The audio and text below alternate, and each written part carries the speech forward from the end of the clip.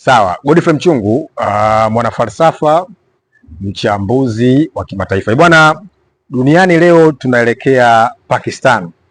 Mazungumzo kati ya wawakilishi wa Marekani pamoja na wawakilishi wa Iran wameelekea kule Pakistani kwa lengo kukaa kwenye meza ya mazungumzo, negotiation, dialogue, ili mwisho wa siku kuweza kufikia makubaliano ambayo katika zile hoja 15 na hoja 10 ambayo kimsingi waliweka Irani pamoja na Marekani. Na nataka tuzungumze kidogo mambo ambayo kimsingi mpaka sasa yanaendelea. Kwanza ni kwamba Iran wamekuwa wazi kabisa kwenye msimamo wao. Wamesema kwamba wao Lebanon ni sehemu ya mkakati wa ceasefire, kwa maana kwamba Lebanon inakuwa ni sehemu ya makubaliano katika siku 15 ambazo zimeainishwa kwenye kuweza kutuliza amani Mashariki ya Kati. Lakini vile tumeshuhudia kwamba nchi ya Pakistan imeweza kutoa zaidi ya wanajeshi 1000 kuweza kulinda delegation ambayo kimsingi hipo katika nchi ya Pakistan.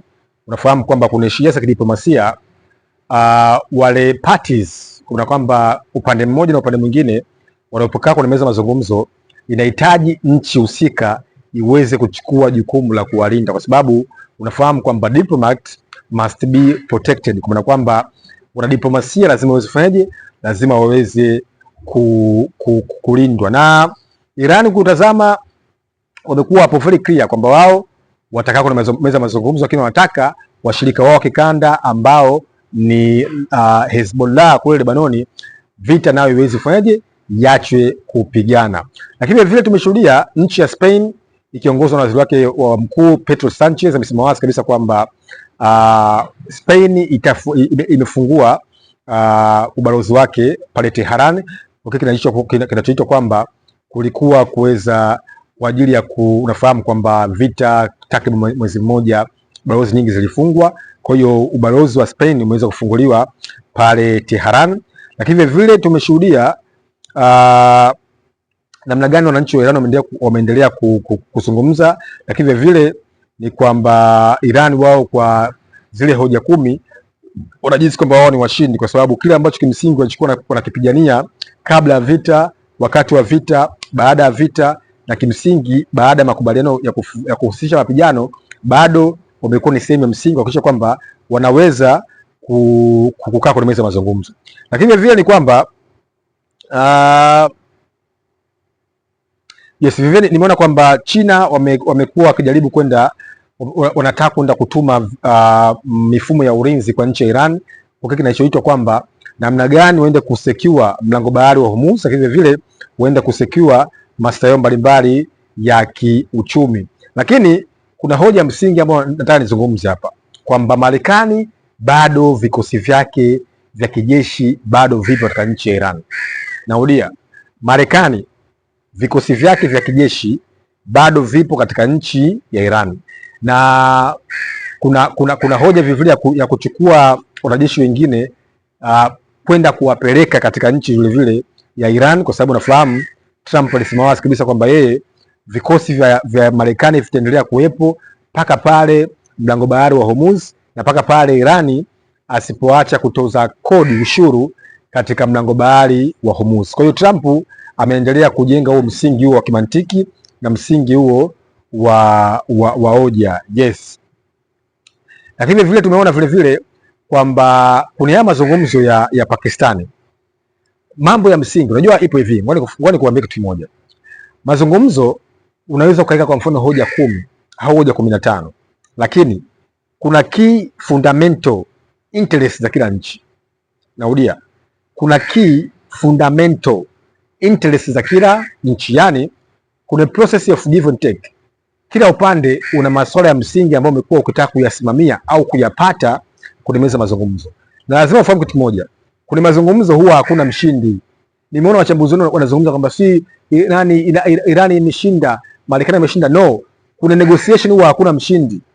Kwa sababu the process of negotiation inakuja kuintend win-win situation. Kwa sababu negotiation ni kama chupa ya maji. Nisha kusema kama chupa ya maji ambapo zile parties zinaweza zikawa ni bilateral au tripartite au multilateral. kila pande itachukua chochote, lakini itategemea kila upande umejipanga vipi, moja, una mkakati gani, pili, lakini zaidi sana kila upande utaenda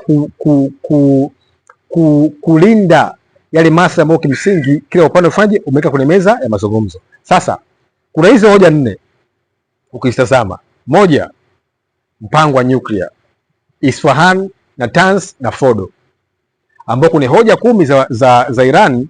Iran wamesema kwamba huu ni mpango wa kiraia wa nchi ya Iran. Hilo la kwanza. Lakini la pili,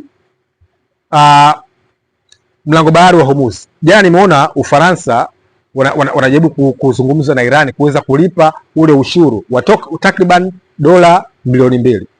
Kwa mlango bahari wa Hormuz nao ni hoja msingi katika huu mzozo. Hoja ya tatu, proxy, Hezbollah, Hamas, Hatibu Hezbollah, Fanimiyun, Houthi wasishambuliwe kama ni mojawapo ya mpango wa ceasefire. Hoja 4 ni mkakati wake wa Irani wa Shahid Intercontinental Ballistic Missile na kamikaze, ambayo imekuwa ni miba mkali au miba mchungu katika utawala wa Israeli pamoja na washirika wake. Sasa hii maana yake ni kwamba sasa inakuonyesha kwamba hizi ndio core fundamental, yani fundamental interest kwenye haya mazungumzo. Kwa sasa hapa kwa Irani kitu gani ambacho kina define, kitu gani ambacho kina define masuala ya msingi ya national interest? Ni haya masuala 4. Na nimesema juzi, nilikuwa mahali nimesema kwamba core fundamentals za Iran ndio hizi. Kwa hiyo ubishani wa mazungumzo upo hapa: mpango wa nyuklia, mpango wa uwezo wa silaha wa Iran, mpango wa Hormuz, lakini zaidi sana mpango wa washirika wa kikanda. Mtu ambaye atapata interest nyingi katika hizi, na kama Irani ataendelea kusimamia maslahi yake, maana ni kwamba atakuwa amelinda maslahi ya msingi ya taifa, atakuwa amedefine the national interest. Tumeelewana? Atakuwa amedefine the national interest, kwa sababu hizi ndio core fundamental negotiation principle. Sikiliza, negotiation huwa hakuna mshindi. Negotiation is a process of give and take, which intend to attain the mutual benefit, the mutual agreement, win-win situation. Negotiation maana ni kwamba kila mtu atapata, ila unapata nini itategemea maslahi yako kama taifa ambao umeyapanga. Naona nizungumze ili niweke clear kabisa. Kuna tofauti kati ya negotiation, mediation, dialogue. Sawa, kuna tofauti.